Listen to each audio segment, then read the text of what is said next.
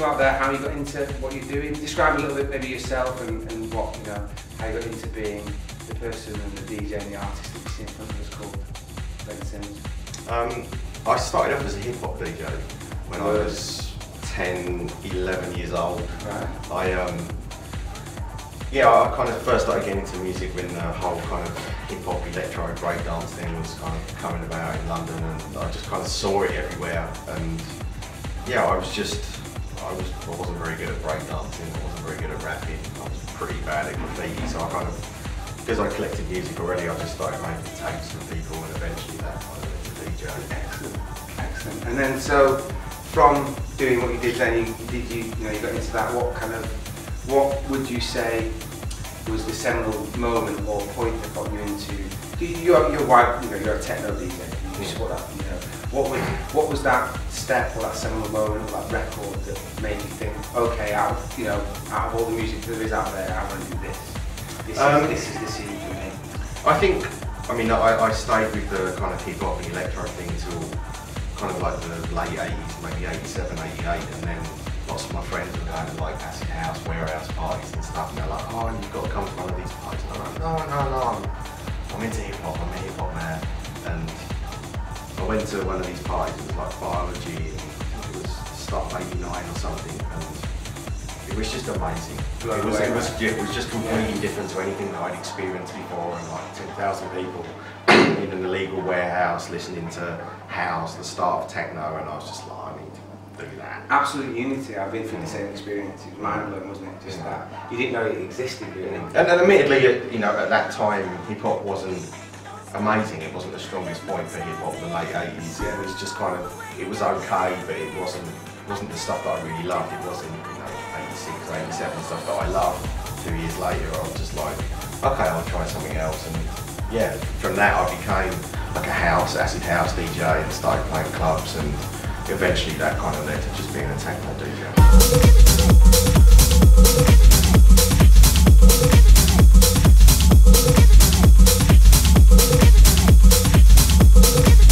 What led to you making the transition from being a DJ into producing? Initially it was just for fun. I mean, I think the first demo that I ever did, I was like 12 years old, and it was like me scratching with like a rapper, and it was fucking awful.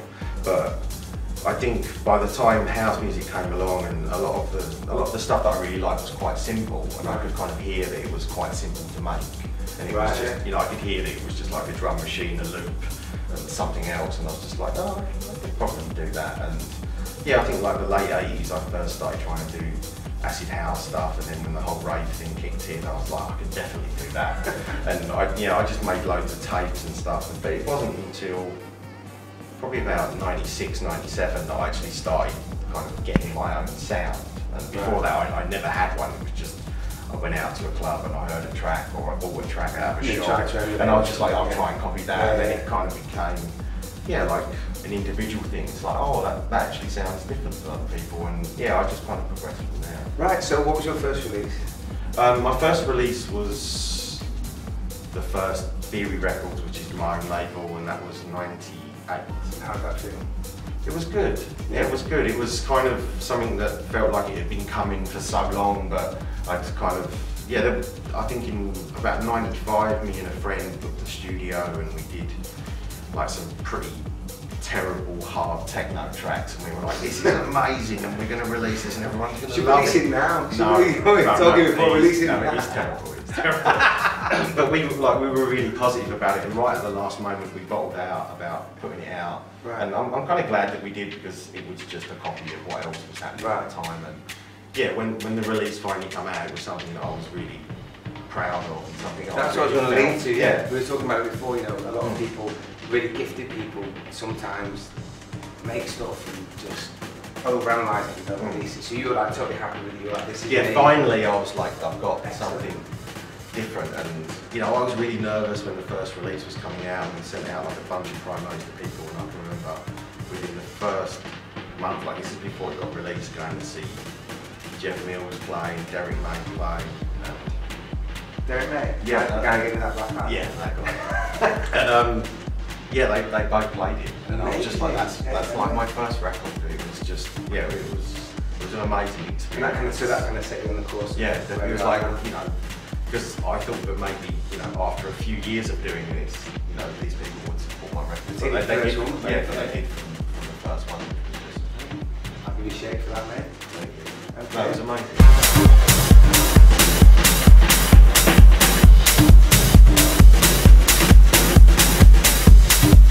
So that was like late 90s. Yeah. And so how did things progress for you then?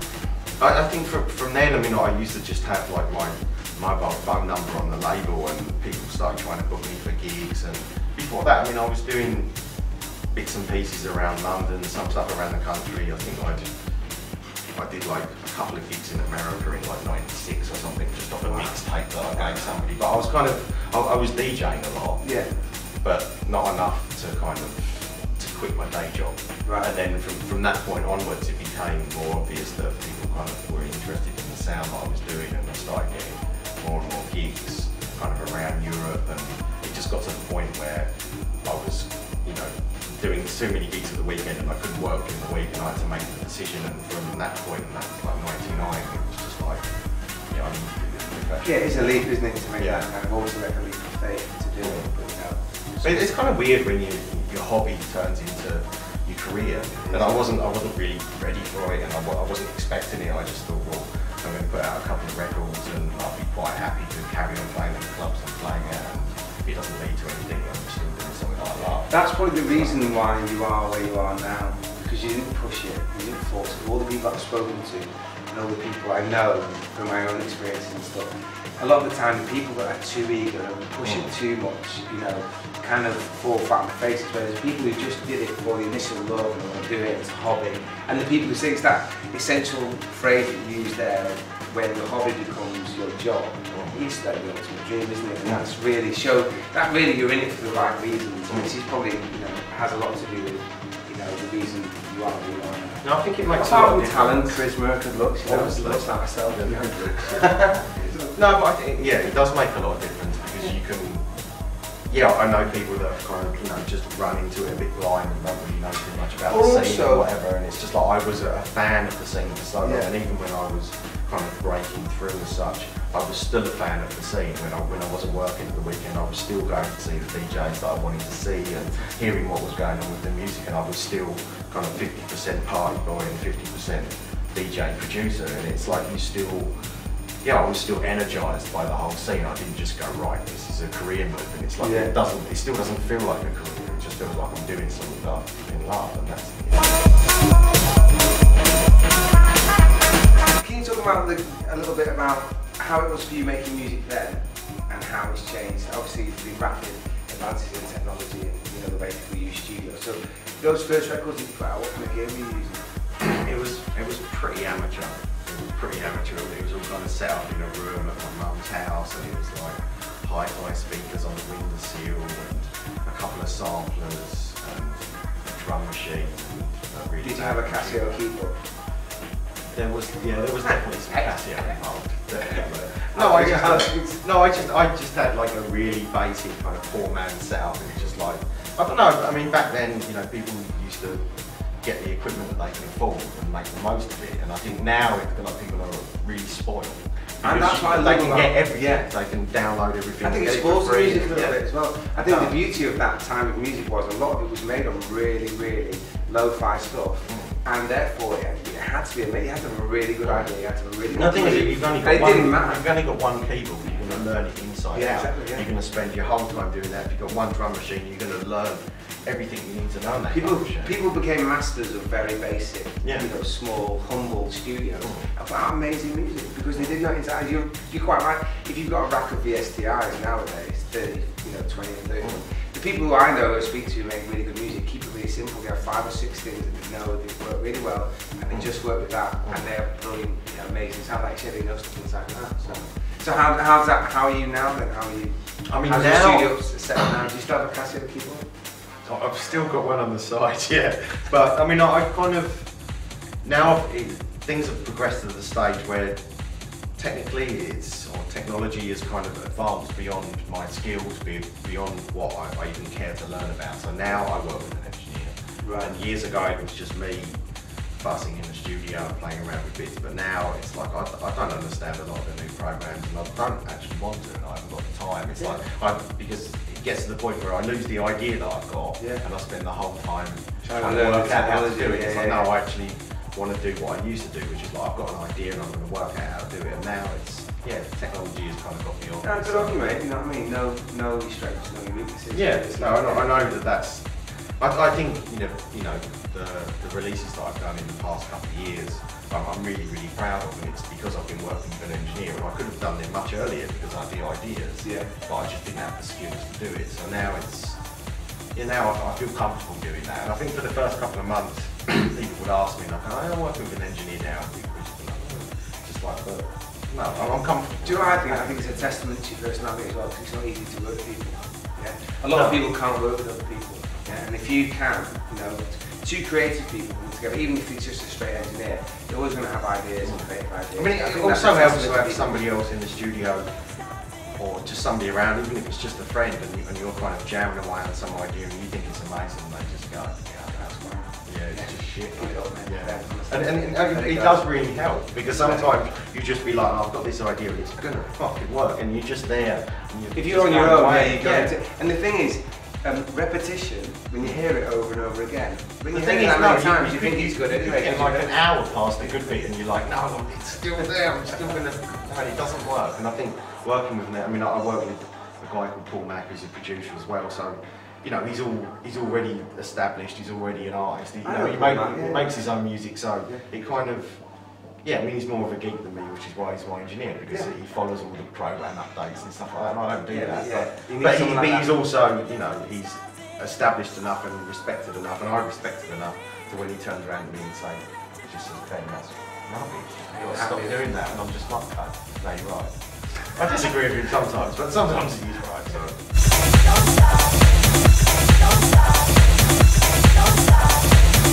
Can you talk me through some of your highlights of the last 12 months?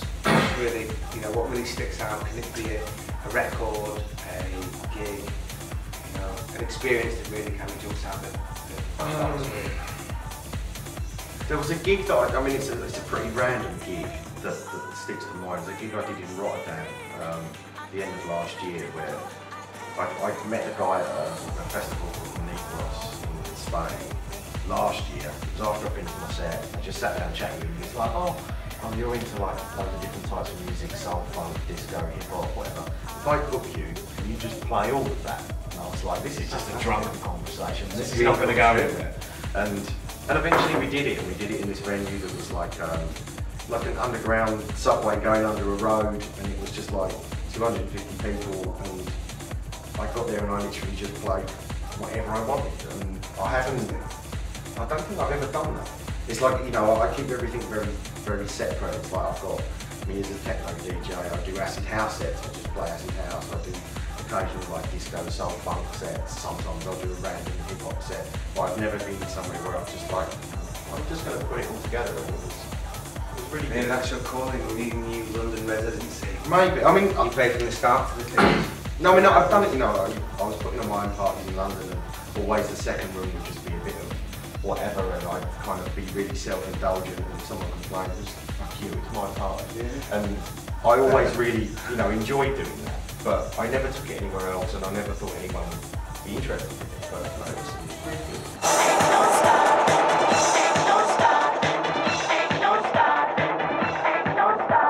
What's happening for you in the future? What have you got coming up? All these people that see these interviews now, how can they get at you? I'm just about to start work on my first ever album. So that's something that's kind of scary, because it's something that I've avoided at least 3 times before. Is there going to be any songs in there? Yes. Excellent. Right. Yes, I want to work with a couple of vocalists. There's one vocalist I've worked with already. It's something that I've been planning and talking about and thinking about for 10 years. I signed my first album contract in 1999. How did you get out of that? I just didn't do it. And then about 3 years later I signed another one, and I just didn't do it. No, I didn't take any money up front, so it's like they couldn't say anything. But Yeah, this time I'm like, I'm ready for it. I want to do it now. I want to try something a bit more ambitious and not just do, you know, DJ talk and the stuff that I want in my sets. It's like I want to do something that kind of reflects a bit more of what I'm about. It's like people know me as a techno DJ, but I've been into so many different things and I've just ended up being a techno DJ. I could have quite easily been a rave DJ or a hip hop DJ. It's just this is how things have worked out. I've got with Big Daddy Kane. You want to do some tech? I thought about. I mean, someone said he's going to be about $5,000 for a couple of verses, and I was like, I'll have a word. It'll be alright. That's what I want. Talk to me after the show. Beers are on you. Oh, definitely.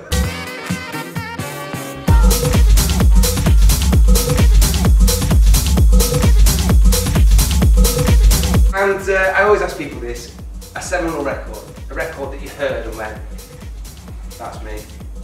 That's, you know. I'll tell you, mine was Joey Bob's from That's a pretty hook, line and sinker. When I heard that, I was like, no, I mean, this is not me talking about mine, but I can remember where I was the first time I heard Energy Flash, and it was a rain dance New Year's Eve party. I think 89 or 90, and Groove Rider, Fabio, a couple of the other drum and bass guys, they all played it, and I heard that track 5 times in one night, and I was just like, oh, I need to know what that track, as much as Spawning, it probably, when you look back at how they invented drum and bass, they were basically playing speeded up hip hop records over acid house or over techno. Yeah. So that is probably one of the kind of forefather records of drum and bass. So that was you know, so come on, you got to give up the goods. What was yours? I mean, it's one record that really stuck in your mind. It's pretty obvious, but that's okay.